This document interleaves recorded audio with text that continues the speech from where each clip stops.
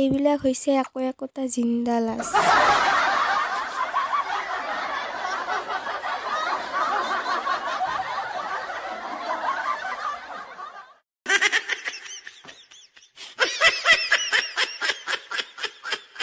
নমস্কাৰ বন্ধু বান্ধৱীসকল, আকৌ এবাৰ স্বাগতম জনাইছোঁ মোৰ আৰু মইনাৰ অৰ্থাৎ বিকে মইনা ভ্লগ চেনেলটিলৈকে।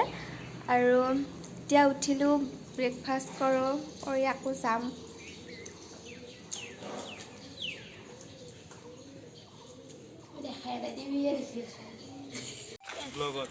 আৰু এতিয়া আমি আহি পালোঁ অৰ্কিড পাৰ্ক। অলপ চাওঁ যাই কেনেকুৱা হয়।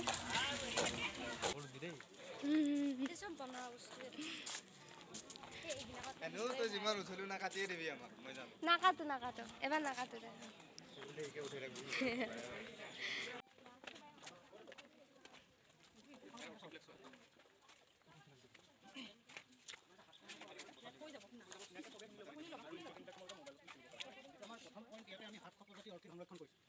উত্তৰ পূৰ্বাঞ্চলৰ কালেকশ্যন এইটো প্ৰথমটো হৈছে অসমৰ জাতীয় ফুল কপৌ ফুল, ইয়াক ফক্সটেইল অৰ্কিড বুলি কয়, হিয়াল নেজিয়া কপৌ। আৰু চাইণ্টিফিক নেমটো ৰিংকো ষ্টাইলিছ ৰিতুছা। ই ফুলা নাই, এতিয়া বহাগত ফুলিব। আৰু সেইটো অকল এনেকৈ নাৰিকলত আমি লগাইছোঁ। মানে আমাৰ ইয়াতে মেইনলি দুই ধৰণৰ অৰ্কিড সোমাব হয়। মৌ মাখি কিবা সোমালে ঢাকনটো বন্ধ হৈ যাব আৰু ভিতৰত জেল টাইপৰ কিছুমান বস্তু তাত গৈ ইনচেক্ট কি ফচি যায়। ডেইলি মানে ৰসটো গছ পাই পানী খায়। এইটো এটা বন্ধ আছে, এতিয়া ধৰি আছে ক্লজ হৈ আছে।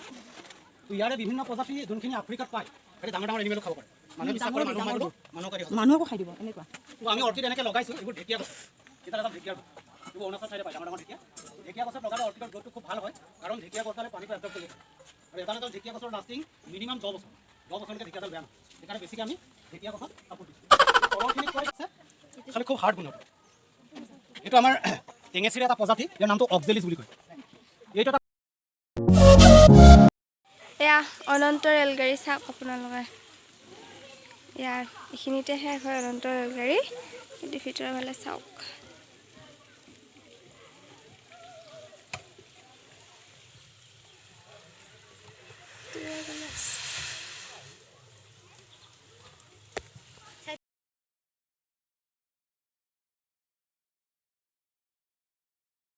দিনৰ পইচা